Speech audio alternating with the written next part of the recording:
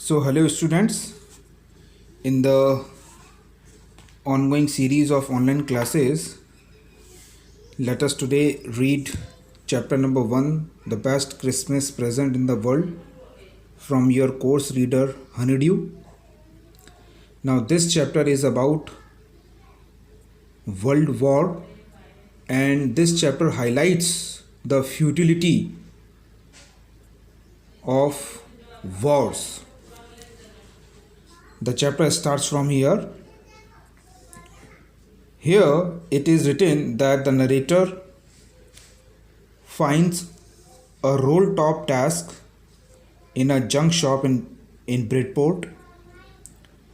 The roll top desk was 19th century made and it was made from the wood of oak tree.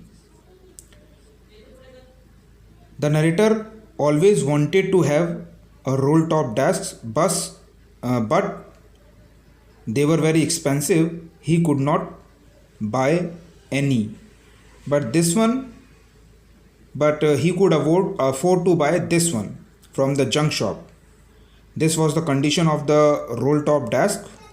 It was in a bad condition. The roll top in several pieces, one leg clumsily mended, scorch marks all down one side. So he decided to buy it and repair it. He bought it. He brought the desk back to his workroom at the back of the garage and he began to work on it on Christmas Eve, means 24th December. Now the veneer had lifted almost everywhere. It looked water damage to him. Both fire and water had clearly taken their toll on the desk. There were many drawers in the desk. He took them out, but the last drawer was stuck fast. He tried to take it out gently, but was unable to do so. So he struck it sharply with the side of his fist and the drawer flew open to reveal a shallow space underneath, a secret drawer. And in that secret drawer, a small black tin box was there. And it was sellotaped and a piece of lined paper was there. And what was written on it? Jim's last letter received January 25, 1915, to be buried with me when the time comes. This note was written on the black tin box. Now the narrator, out of curiosity, opened the box and tried to read the letter, though his conscience did not allow him to do so, but out of curiosity he did so. So when he opened the tin box, he saw that there was an envelope in it. And what was the address on it? Mrs. Jim Macpherson, 12 Copper Beaches, Bridport, Dorset. He took out the letter and unfolded it. And it was written in pencil and the date on the top was written December 26, 1914. Now this is the first part. Now come to the second part. Second part contains the content of the letter. What was written on the letter? So the letter was addressed to one Coney. The letter was written by Jim Macpherson to his wife Coney Macpherson. So it was written that Coney, I am writing this letter in a much happier frame of mind, because something wonderful has just happened that I must tell you about at once. So Jim Macpherson said that they were all standing in their trenches on the Christmas morning, and it was a very good Christmas morning. It was crisp, quiet, beautiful, cold, frosty, as a Christmas morning should be. Then what happened? Fritz Fritz is the name used for the soldiers of German, and Tommy is the name used for soldiers of England. So Fritz means soldiers of German began it. What did they do? One of them waved a white flag from their trenches, and soldiers of Germany said, "Happy Christmas, Tommy, Happy Christmas." The soldiers of England said, "Same to you, Fritz, same to you." But suddenly, one of the German soldiers came up in his great grey coat and waving a white flag. Someone from the side of England said, "Don't shoot." And another German stood up on the parapet. Someone said, "Keep your head down." Jim McPherson told them, "I think it's a trick," but it wasn't. Now, one of the German was waving a bottle, and he said, "It is Christmas Day, Tommy. We have schnapps, we have sausages. We meet you. Yes, we meet you." And they started walking towards soldiers of England. From the side of soldiers of England, little Private Morris was the first to stood up. He said, "Come on, boys. What are we waiting for? Let us go to them and meet them." And then there was no stopping. Jim McPherson was their officer. He should have stopped them then and there, but it never occurred to him. He was so excited. Now, later he tells us that when he looked around him, he saw that soldiers of both the countries were walking towards one another. Grey coats, khaki coats. Grey coats were worn by the soldiers of Germany, and khaki coats were worn by the soldiers of England. And in the middle of the war, we were making peace. They were making peace. They were having happy time. And later, Jim McPherson says, "You cannot imagine, dearest Connie, my feelings." Then the German officer came to him and he said, "My name is Hans Wolf and I am from Dusseldorf. I play the cello in the orchestra. Happy Christmas." Now, Jim also introduced himself. He said, "I am Captain Jim McPherson and I am a school teacher from Dorset." Hans said, "I know this place. I know Dorset." And they talked about many things. But later, Jim came to know that whatever he had learned, all he knew of England from school and from reading books in English. He had never been to England. He had never been to Dorset. But whatever he had known, only by reading books in English. And the favorite writer of Han was Thomas Hardy. His favorite book was Far from the Madding Crowd. And they both talked about Bathsheba, Gabriel Oak, Sergeant Troy and Dorset. And when Jim McPherson looked around him, he saw huddles of khakis and grey everywhere, all over no man's land, smoking, laughing, talking, drinking, eating, etc. Then what happened? Then someone, I don't know who, brought out a football. Someone took out a football and they started to play a football match. Tommy versus Fritz, Germany versus England, and they started playing football. At that time, Hans Wolf said to Jim McPherson that, "I think this is how we should resolve this war. A football match. No one dies in a football match. No children are orphaned. No wives become widows." So he finds this the best way to resolve any kind of conflict. Jim McPherson said, "I would prefer cricket." Why?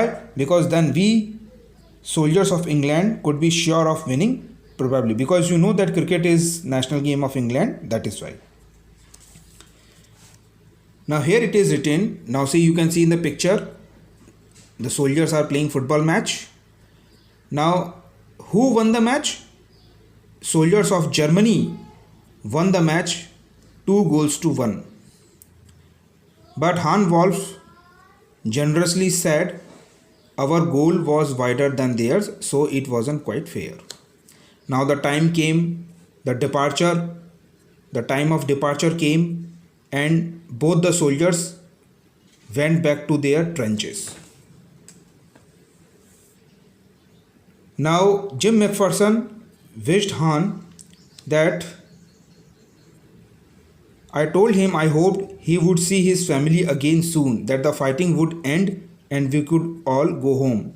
I think that is what every soldier wants on both sides, Han Wolf said.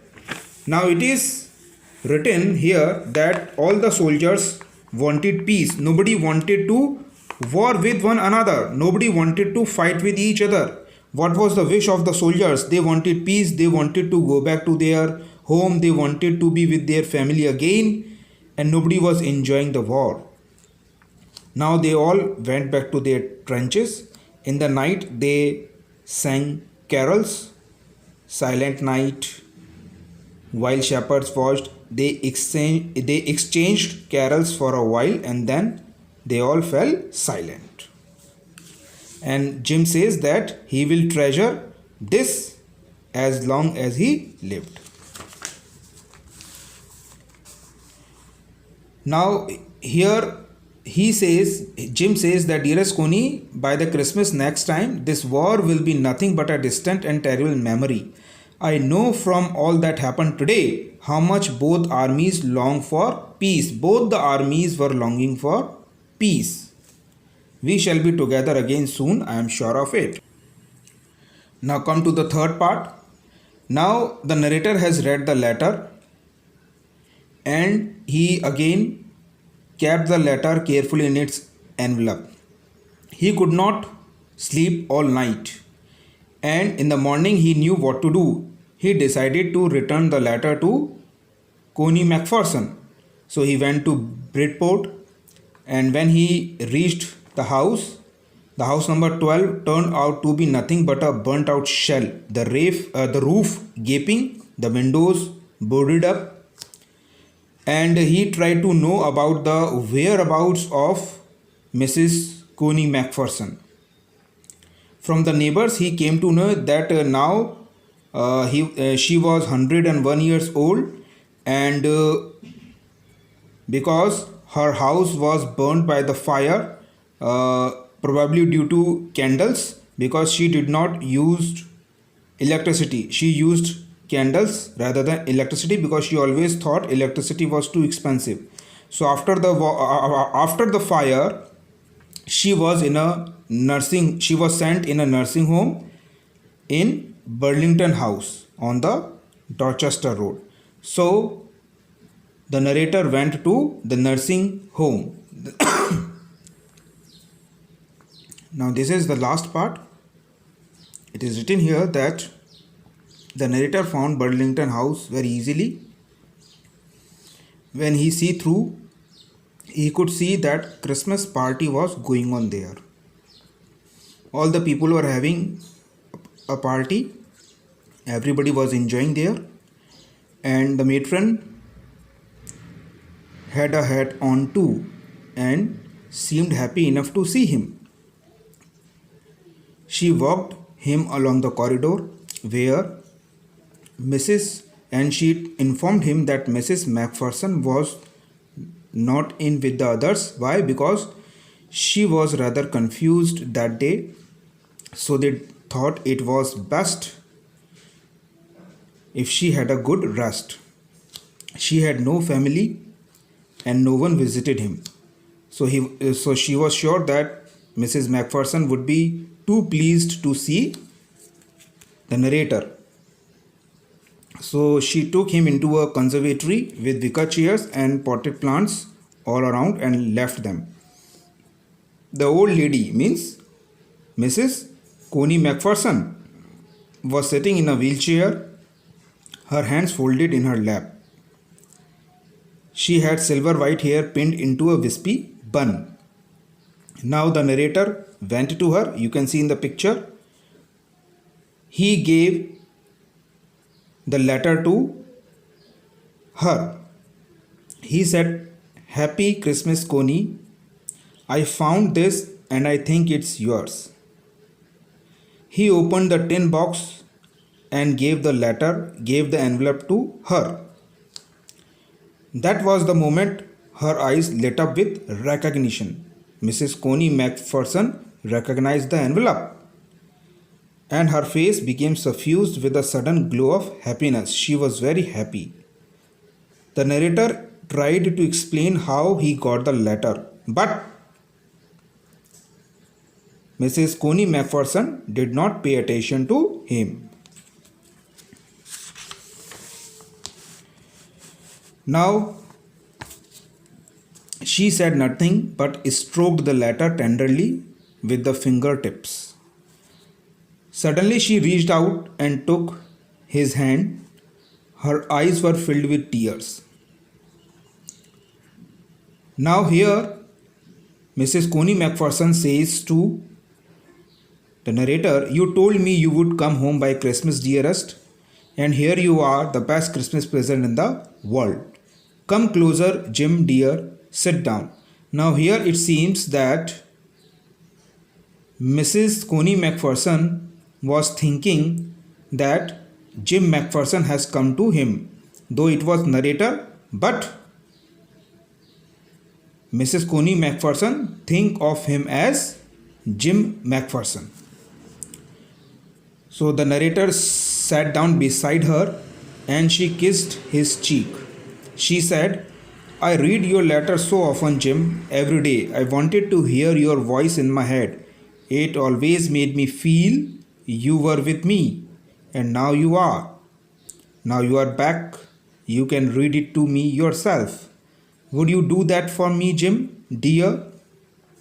I just wanted to hear your voice again. I would love that so much. And perhaps you will have some tea. I have made a nice Christmas cake, marzipan all around. I know how much you love marzipan." So for Connie Macpherson, it was the best Christmas present. The letter also and the narrator also. Why? Because she thought that his husband Jim Macpherson has come back to her, and she was very happy receiving the letter also, and it was the best Christmas present for her.